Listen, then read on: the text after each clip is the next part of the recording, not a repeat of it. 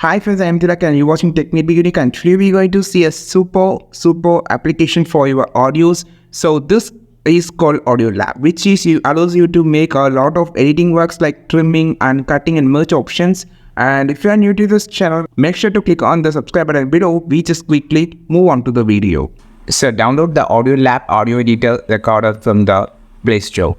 So it's a super application which have all type of audio editing. For an example, you can see split audio, convert audio, voice changer, text to speech, everything. You can see a lot of options out here. It's a whole lab like that, Audio Lab.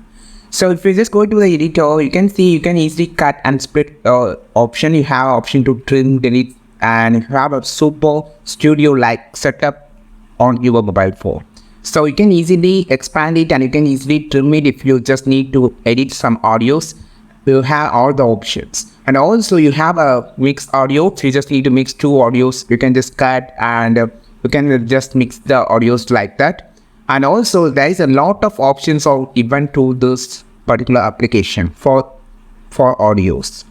So you have a merge the audio option, and also easily you can convert the audios. Output format, you can see there is a lot of formats. You can just select any of these and you can easily convert the audio format.